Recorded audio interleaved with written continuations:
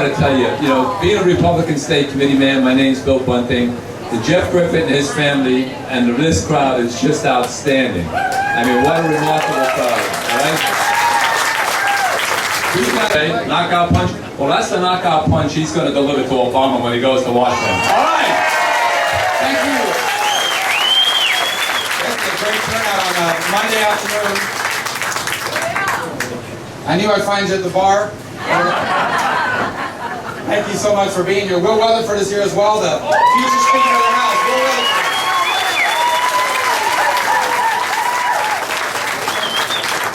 How old will you be when you become Speaker? 34? 32. 32 years old. Would that be the youngest? Does that be because I'll be 30. I was 36 when I became. They're getting younger. Guys, I am grateful to you that you are here today. I'm not going to talk long, except to tell you how energized I get by these kinds of events. It reminds me, first of all, where we've come from. A year and a half ago in this race, we were 30 some odd points down. As I've said over and over again, only a handful of people thought I should even be in this race and had a chance to win. Unfortunately, most of those people lived in my house.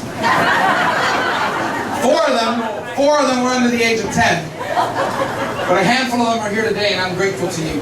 The race back then was not about just winning and losing. It was about what this election should really be about, and that's the future of our country. It's pretty straightforward.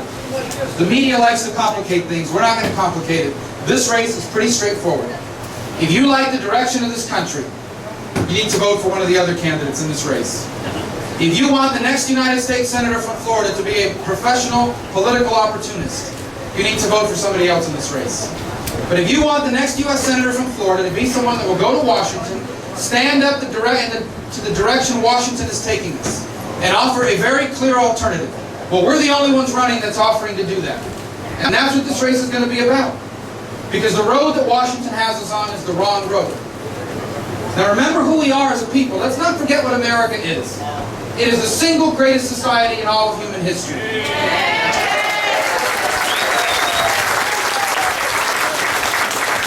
Limited government made us the freest people ever, and free enterprise has made us the most prosperous people ever. And this election is a choice. Do we want to continue to be exceptional, or are we prepared for America to become just like every other country in the world? Now, if we stay on the road Washington has put us on, that is what we're going to become. And let's be clear, both parties are to blame for this road that we're on right now. Some Republicans had the majority in Washington for 12 years and they didn't do what they should have done. And so they lost that majority. But we have never seen what we've seen the last 18 months. A rapid departure from the things that have made us great. An effort to change America. Well, America doesn't need to be changed. America has problems that need to be fixed. But everything that is wrong with America can be fixed by the things that are right with America.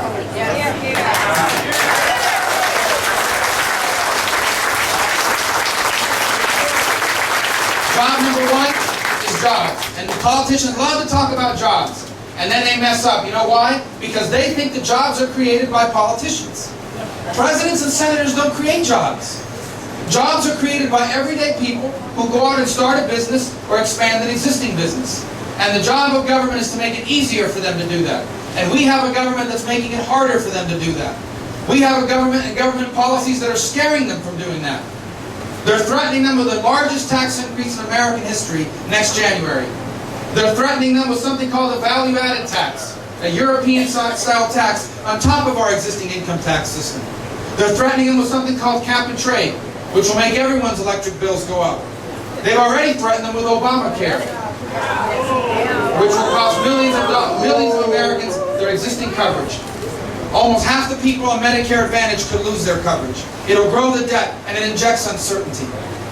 These are the things that are scaring the job creators and are putting them on the sidelines. Instead, what they pursue is more government spending. Last February, they passed that stimulus package. Over $800 billion borrowed from foreigners that we have wasted. And yet unemployment today is as bad as it has ever been in the state. 1 million people are unemployed in Florida.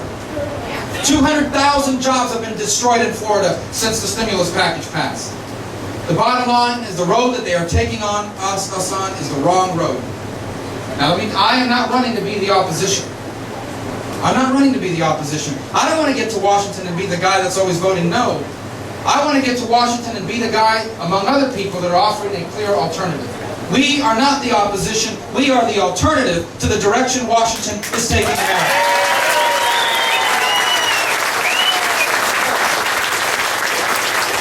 So let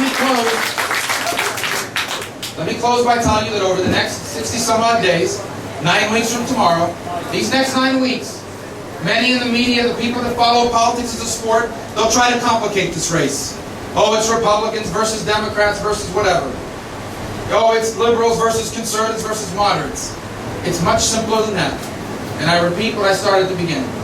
This nation is standing at a real crossroads, where it is being asked to choose what every generation before us were asked to choose.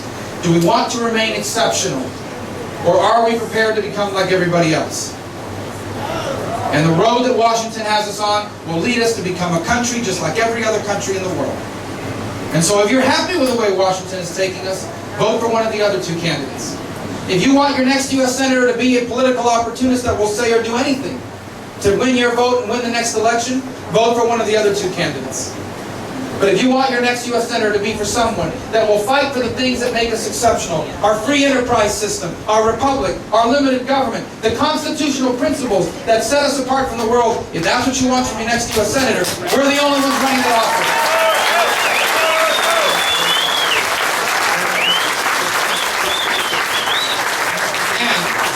I am grateful to all of you for being here today. I'm grateful to you, Jessica, and all of you for hosting us here today. Jessica Griffin, you may have seen her sign on the way in. If you haven't, make sure you see the sign on the way out, because Shulo's on the ballot, right? In November? November 2nd. That's the same day I'm on the ballot. And I want her to speak for a few minutes, but I need your help. Number one, I need you all to vote for me. Number two, I need you to get other people to vote for me. I need you to explain to people this election is not a popularity contest. And I'll tell you right now, I am not going to be Mr. Congeniality in Washington. I'm not, because I'm not going up there to be part of a club.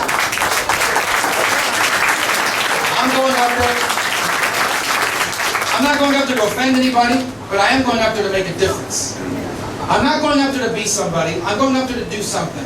And that is protect what I've been blessed to inherit. The single greatest nation in all of human history. And number three, I need you to get involved in our campaign. And that means we've got 4 offices here locally. I need the walking, I need the phone calling. All of our candidates need that. Because it's great that the American people are on our side. It's great that the majority of Floridians agree with us. It's great, look, I'm the only candidate running for U.S. Senate that wants to repeal Obamacare. And so do most Floridians. But it does us no good. But it does us no good if the people who agree with us stay home on Election Day. We have got to turn them out. We've got to turn them out. And that's what these phone calls are about. That's what the offices we have here locally are about, is getting your neighbors to those polls in the weeks leading up to Election Day or on Election Day. If we do that, then 2010 will go down as one of those years where Americans reclaim the dream, not just for themselves, but for their children and for their grandchildren. Thank you for having me here today. Jessica.